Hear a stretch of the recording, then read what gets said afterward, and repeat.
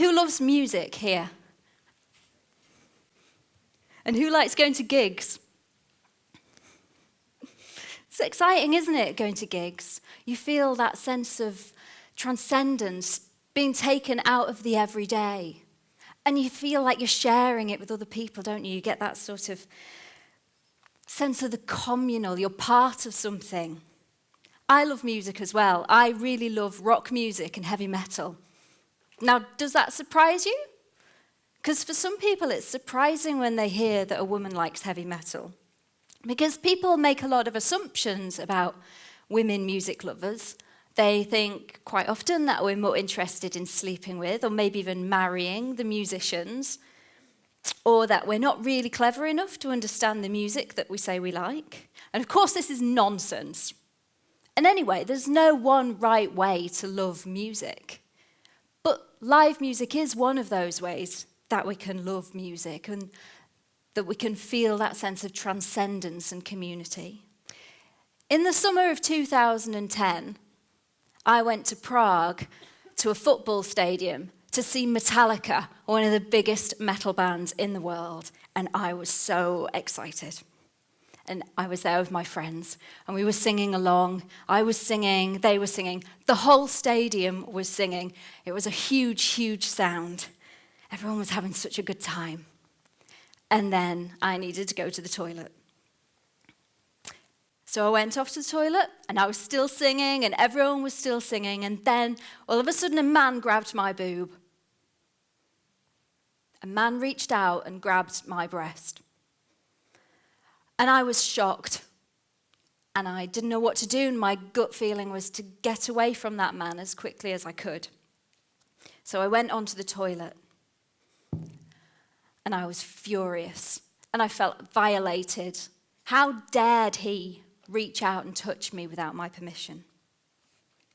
And I knew that I had to pass him again on my return, because it was a football stadium, and how else would I find my friends if I didn't go the same way back? And I was afraid of what might happen on the way back. But I set off, and he was there. And as I went past, to sort of defend myself, I shouted all of the insults that I could think of into his face. But I was in Prague, and I don't think he understood me. And let me tell you, it is not very satisfying to insult someone when you think they can't understand you. And I told my friends when I got back, and one of them said to me, "What do you expect in a crowd of this size?" And I was so angry. But what could I do? In a crowd of this size, I couldn't see any security to go and speak to. And if I left to go and find them, I was leaving the safety of my friends. And I would miss some of the gig that I had paid for and that I was so excited about. And if I couldn't expect any support from my friends, how would I expect it from a security guard whose language I couldn't speak? I turned back to the stage and I tried to focus on the music. But I was distracted, and I was upset, and I was angry, and I was afraid. And it should have been this incredible night. But what I remember about it is how alone and vulnerable I felt after somebody had sexually assaulted me. And I felt powerless to do anything. I felt powerless to stop it from happening again next time I needed the toilet. And I felt powerless to stop it from happening to anybody else as well.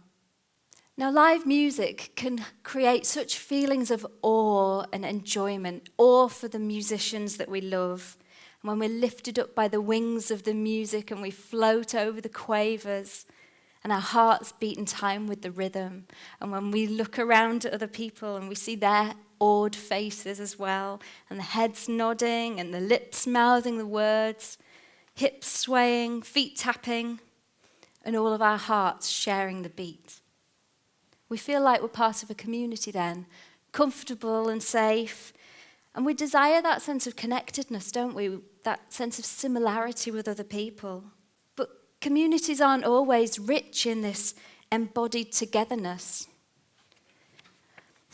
Sadly, they're riven with hierarchies and prejudices and processes of othering. And women and people of colour and LGBTQ people are really inordinately disadvantaged by these othering processes. This kind of unwanted sexual attention, this groping, touching without consent, this has harm. It does long-lasting damage to people's physical and mental health, and this is really well documented. But on the other hand, live music is spoken of as having these incredible benefits of transcendence and community. So what happens to these benefits when unwanted sexual attention occurs, when somebody is groped? This is what my research team and I have been working on. I mean, I felt really alone at the Metallica gig, but it turns out I'm not alone. This happens to a lot of people, especially women. I'm going to give you a couple of examples now from the interviews with people who've had similar experiences to me. I spoke to a 14-year-old woman, and she was down at the front of the stage watching Foals, and a man came and put his hand down her pants, completely without any prior contact between them. Another woman who was also 14 was at a punk gig, and standing there she felt suddenly a penis in her hand. One man told us of being at a rave and a woman stroking his genitals and not taking no for an answer.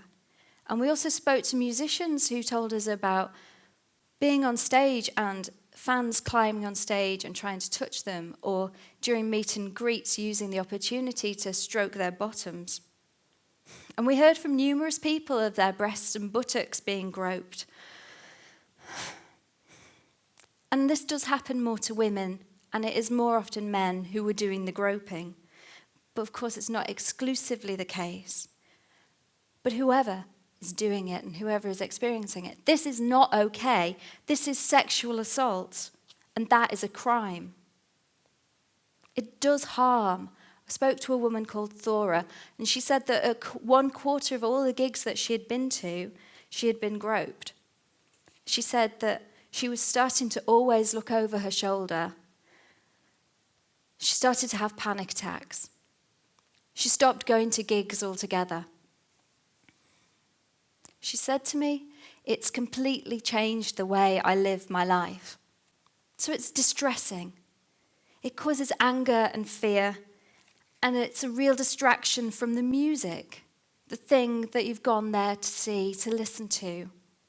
It causes changes in behaviour as well, and which stops people from fully participating in the music, in the community. People move to the back of the stage, back of the audience. They would drink more. They would leave. They would stop going to gigs on their own or avoid particular venues, or stop going altogether like Thora. And the musicians we spoke to said that they had questioned whether they even wanted to carry on making music if this was the kind of thing that they were going to have to put up with. So can you imagine? Your health deteriorates. You lose your musical life. You miss out on your favourite bands, all because you can't trust other people in the audience, all because you can't really experience that community when this kind of thing happens. So what can we do about it? Well, if you were punched, you would probably expect people to step in and to do something about it. But what we found was that a lot of venue managers and promoters don't really know what to do. In fact, they were taken by surprise when something had happened. Because like me at the Metallica gig, other people don't want to go and report necessarily, because they don't trust that venues and promoters and security staff know how to respond. They worry that they'll be disbelieved, or even, as happened in some cases, thrown out of the venue. And this is, of course, deeply, deeply worrying. But on the other hand, it's not particularly surprising, because in our society, rape myths are current. Rape myths like that men are animals and can't control themselves, that when women wear short skirts, they're asking for it, and that they lie about being raped. But we can do something, actually. We can move beyond these rape myths. And when I say we here, I'm talking about venue managers, promoters, audience members, and band members as well. What we can do is we can change our minds and we can change our culture. We can rethink who we are together. We are a community of music lovers, and we need to make sure that we can feel that sense of community together, regardless of the prejudices that we experience. The first thing that we need to do then is acknowledge that there is a problem and we need to take it seriously rather than brushing it under the carpet. Because what happens when the victim survivor isn't taken seriously? It compounds their distress. It's victim blaming, but the only person that is to blame for a sexual assault is the perpetrator. Now, as John Donne said, no man is an island. Our actions impact on other people. We're mutually dependent, and we need each other. After all, a band doesn't play for an audience of one, except in Wayne's World. But the band needs a community of music lovers to come together in order to play. We depend on each other then to bring the band and to treat each other with dignity. But clearly not everybody is treating their fellow gig goers with dignity. Those people need to reflect on their behaviour. Unwanted sexual attention drives a wedge between us and through the community. It tells the victim survivors that they're not really part of things and that they don't deserve to be there. They're not good enough music fans. But this community of music lovers, as a community, this is our answer. A strong, embodied and reflective sense of community which we build openly and explicitly saying what we want that community to look like, which is rooted in respect and in respect for difference. This is what we need to create. Safe spaces venues are one example of where this is happening. Here, community works because people work together to agree what is good and bad behaviour and what is acceptable, and to find consensus on the best course of action when that framework is transgressed. So coming together, we can feel a sense of warmth and kindness and respect and dignity. And that means audiences, bands, venues, promoters and security staff in conversation with one another with a shared goal to make live music a wonderful communal experience for all of us. How do we put this into action then?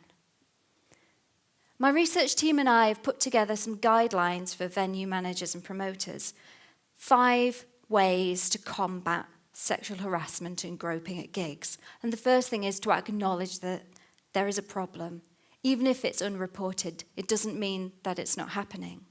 The second thing is that venues and promoters should get specialist training to combat some of those rape myths and to engender compassion for victim survivors so that victim survivors can have confidence that any incidents will be dealt with sensitively. Thirdly, they need to develop policies in discussion with those other stakeholders, audience members, bands, promoters, so that everybody knows what is expected of them. And fourthly, they need to develop clear procedures for what to do when something happens. This means that staff can have confidence that they know how to respond and they know what to do. And fifth is culture change. And this means that venues and promoters need to start thinking about speaking out themselves and about which bands they're going to book to play gigs. Bands that are speaking out about sexual violence and not bands where members have been accused of assault or abuse in the past. They should also be thinking about more gender equal lineups and hiring more female sound engineers and managers. Because it takes all of us as music lovers to work together. So what we can do who aren't venue managers and promoters is as important as what they can do. We all need to take a stand. We need to take a stand that says that we should all be able to enjoy live music free from groping and harassment. And we can look at our own behaviour and ask, does it meet the requirements of consent? And we can make changes if we need to. We can look at our friends' behaviour and we can open a discussion and talk about what changes we might need to make there. We can talk to the venues and promoters whose gigs we go to and ask, what are they doing? What more could we be doing? And those of us who work in venues, perhaps as bar staff, for example, can ask about training and ask about safe spaces, perhaps. But all of us can support one another when somebody is harassing somebody else. We can step in and say this behaviour is unacceptable if it is safe to do so. We can help the victim survivor to move out of the situation and find somewhere quiet and calm to be. We can speak to staff on their behalf if that's what they want. We need to be led by the victim survivor. But most importantly, we need to believe them rather than adding to any distress by downplaying what has happened, like happened to me at the Metallica gig. Sexual violence and violence against women are much bigger societal problems, of course. But we can start here in our cultural lives. We can work together to prevent it and work together to respond well when it happens. And we can use our shared passion for music to create a culture that offers dignity and respect for all of us, so that we can gain better musical experiences for everyone. And we can let go of those misconceptions about women music lovers. Thank you.